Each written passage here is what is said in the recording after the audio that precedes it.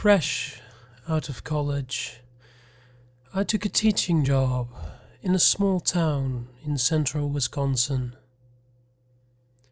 In my sophomore creative writing class, I assigned a flash fiction exercise around Halloween. We'd studied urban legends and folklore, and it was the students' turn to construct stories of their own. Assignment length: 100 to 1000 words. Directions: scare me. The submission quality was as expected. There were sophomores after all. But one story stood out halfway through my stack of papers. A piece by a quiet student named Jake. His first-person flash fiction story seemed so real, like it was dipped in reality. A little too closely. Almost like he wasn't making it up, but had been retelling something that happened to him. I put it aside, impressed. Kate's submission was the last paper in the stack. I remember the reading experience vividly. The beads of sweat accumulating around my temples, the clickety-click of the red pen in my hand, and a weird feeling of dread in the pit of my stomach. I placed it on top of Jake's story, and I thought, what the hell am I going to do? I still have photocopies of the original stories, and I often wonder, why? Why do I still have these? But there's something about them. They are so interconnected, and there's something so raw and beautiful about them. I have a strong affinity for interesting student writing, and it'd be a shame to let the flames of these stories be extinguished. I'll share the student pieces and the subsequent events that transpired right here. I do enjoy a good story. Jake's flash fiction. My parents put Grandma Rosie in a home when she started to lose her grasp on reality, they said. I still found it cruel, but she seemed content. Content enough, I guess. I remember visiting her. She had an old wooden rocking chair that faced the window. Outside was nothing but flat fields of green. The green would eventually fade, and when it snowed, it was carpets of white for miles and miles. I'm not sure which season Grandma Rosie liked the most. She didn't do a lot of talking. She mainly listened to a radio, and always one station, 89.1. But 89.1 never had a signal. It was always static. Grandma Rosie listened to the static all day, seemingly waiting out her life. No one could reach her. I visited one day to drop off a box of chocolates. Grandma Rosie rocked slowly in her chair with large headphones over her ears, staring out the window, watching the snow fall. I couldn't tell if she knew I was there. I walked over and placed the chocolates on a small table, and her hand suddenly reached across and snatched my wrist. "Shh," she whispered. "Listen." Grandma Rosie leaned in close, and I put my ears to hers. I lifted up the cup of a headphone and listened. There was only static. I was about to speak, but she covered my mouth with her hand. "Listen closer," she said.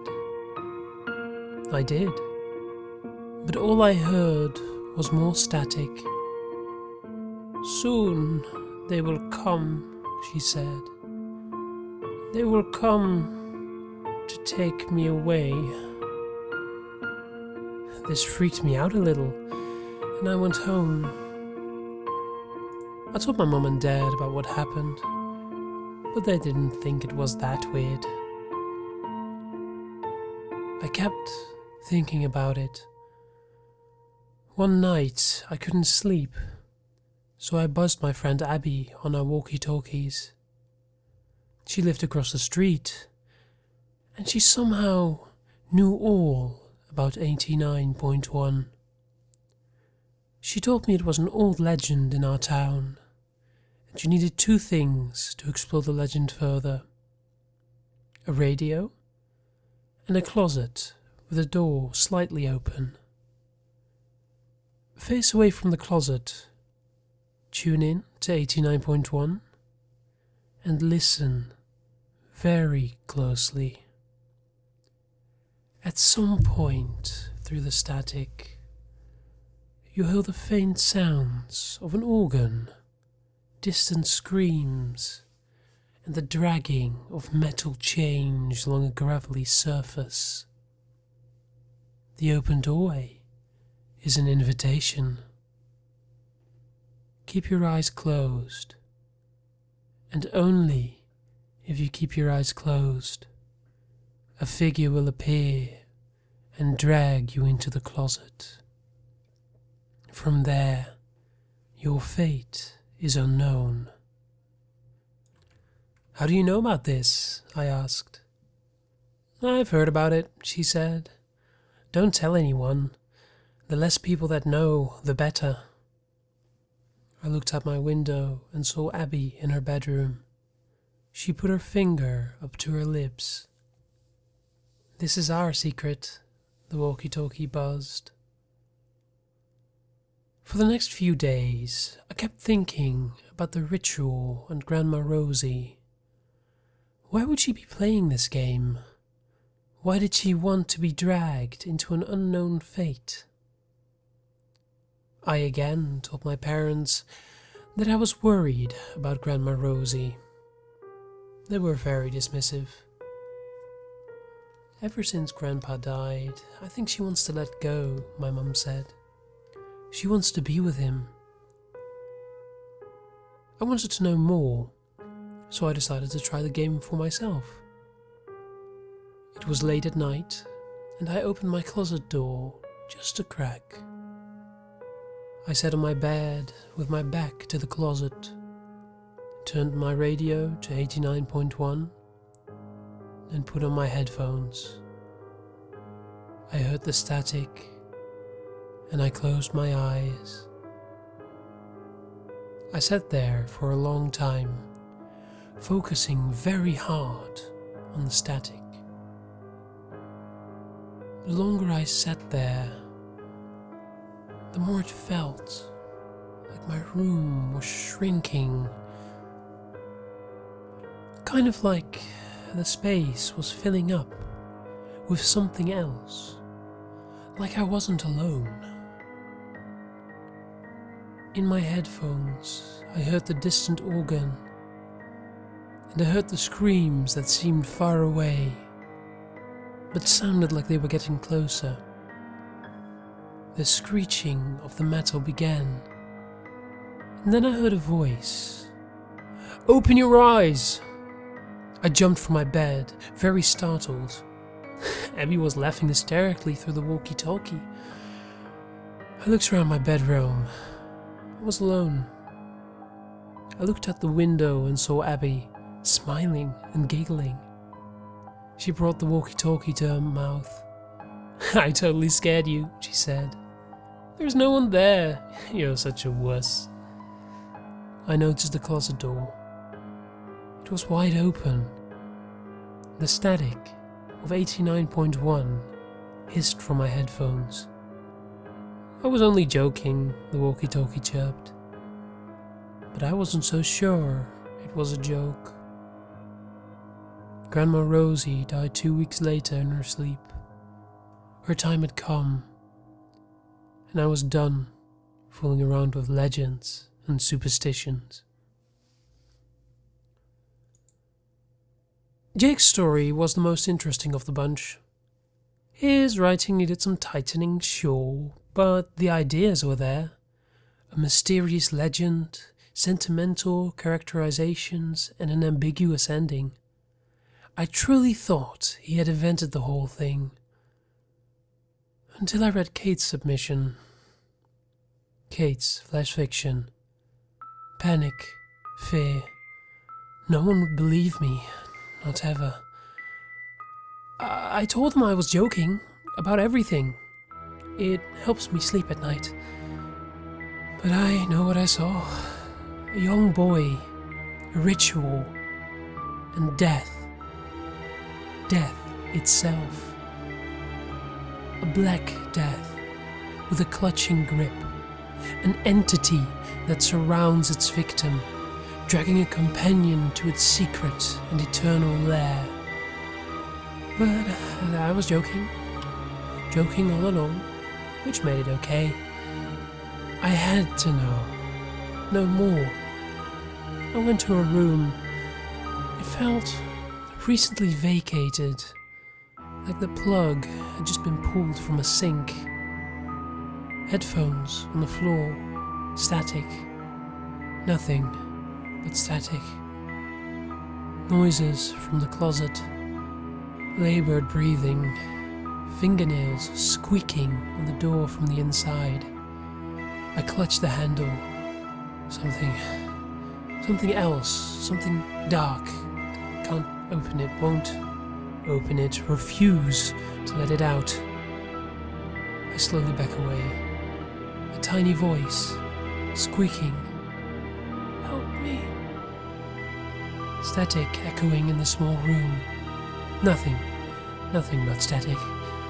I close the door on my way out. Won't let it out. Won't tell. Will never tell. My story doesn't exist. It's simply not there. It's nothing but static.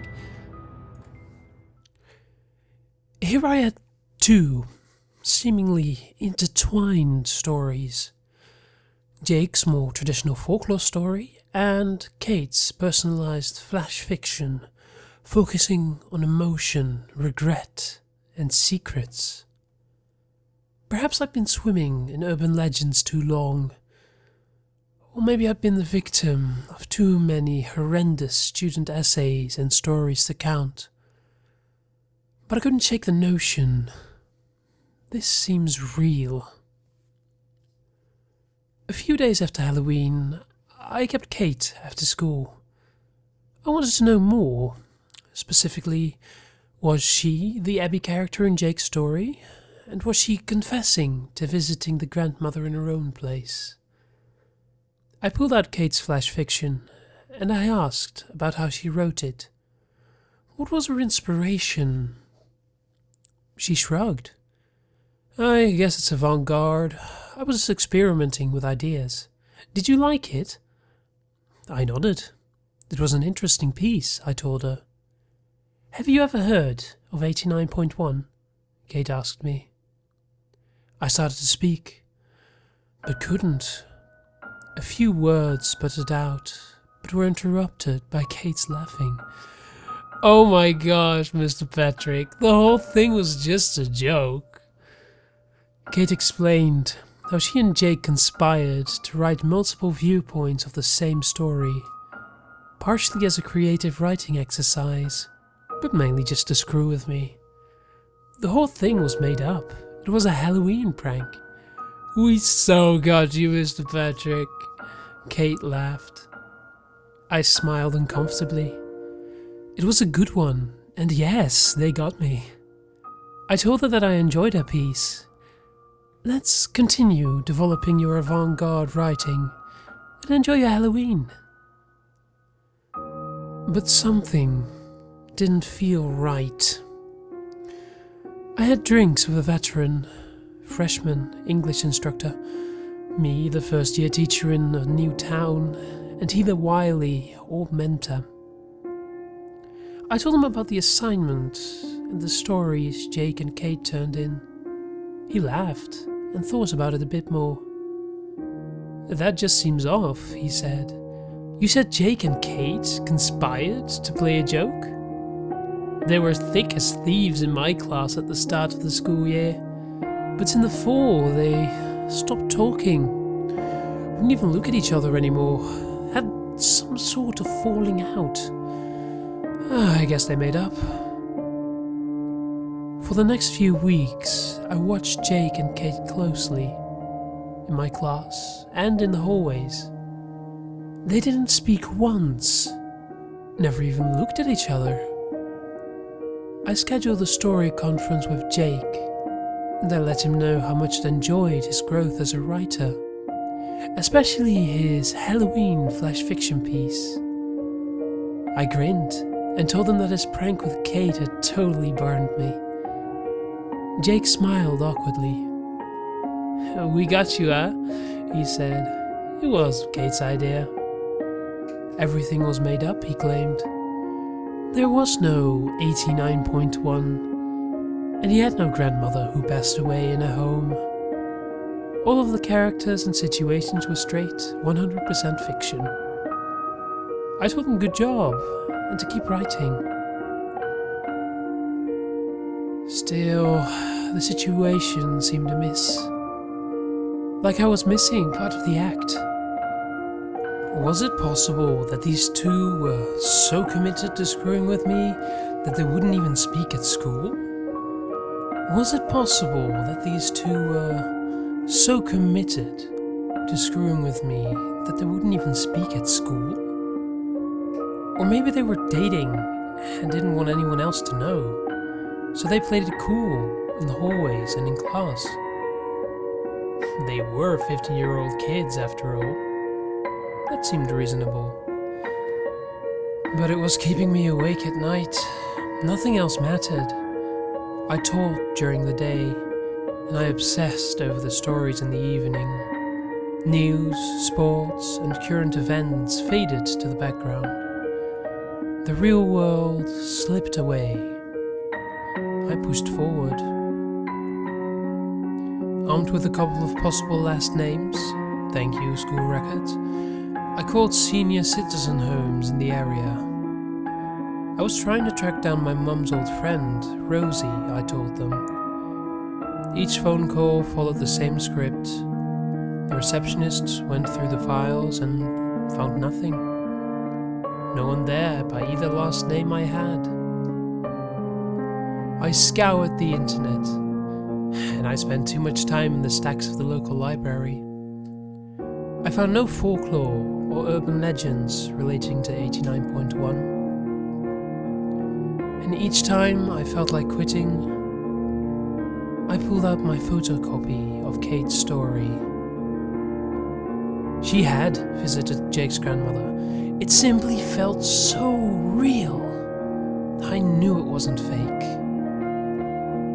In a last-ditch effort, I spent a lot of time alone in my bedroom, listening to the static of 89.1 with my eyes closed and the door slightly ajar. I'd hone in on the static, and I'd listen deeply and intently for the chimes of the organ, the harsh and troubled screams in the distance, and the clinkety-clink of the metal chains. Sometimes I'd think it was there, and I just had to focus a little harder.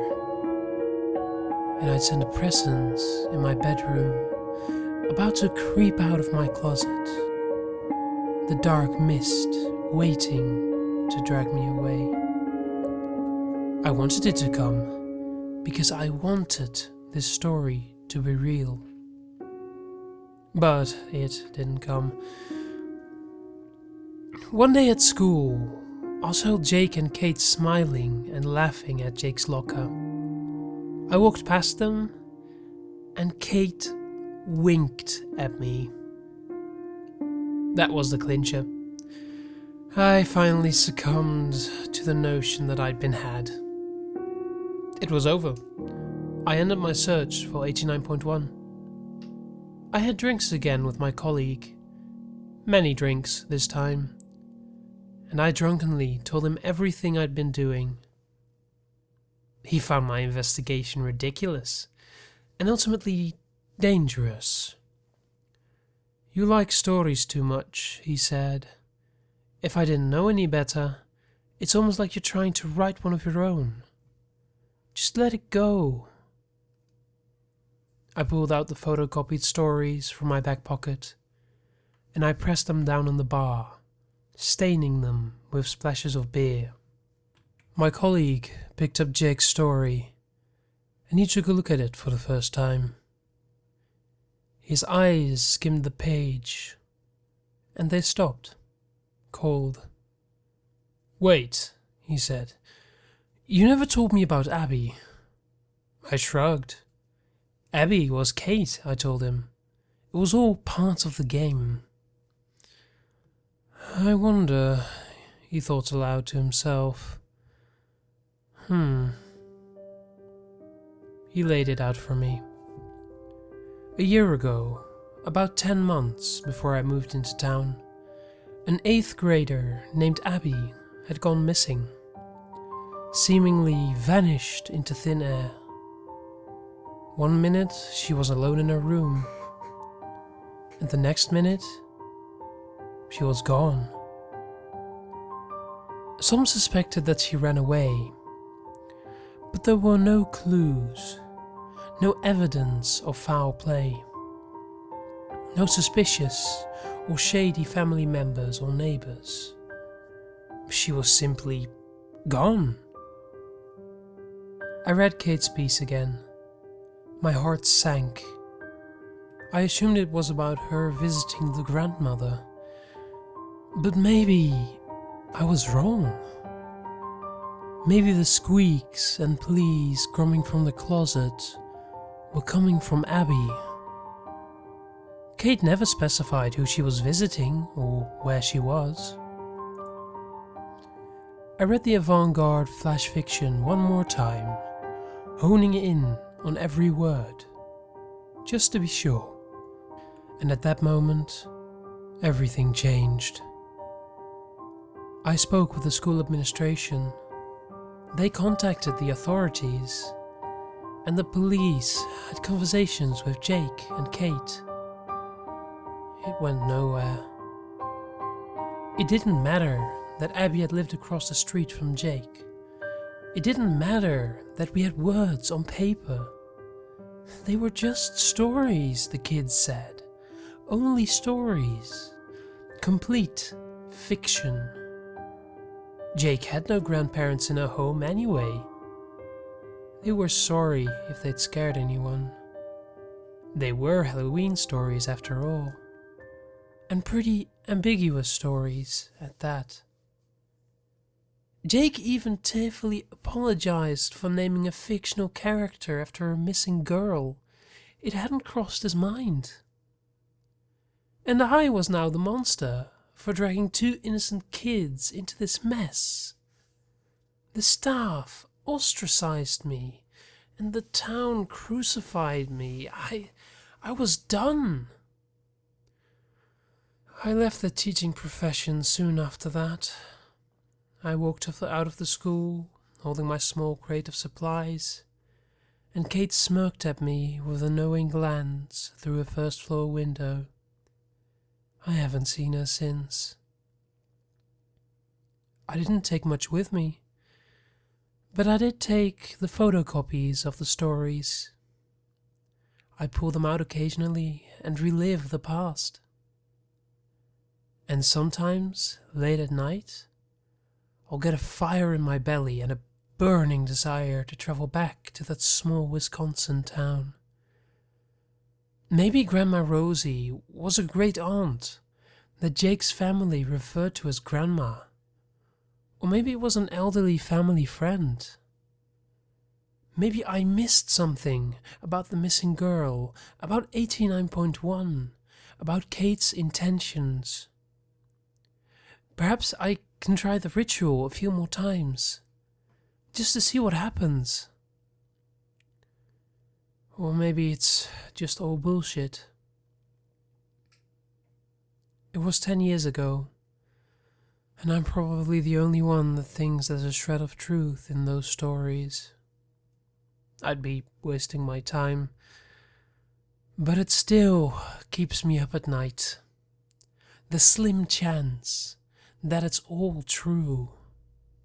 And oftentimes, the idea of it is something I contemplate more than what really happened to Abby and the grandmother in the story.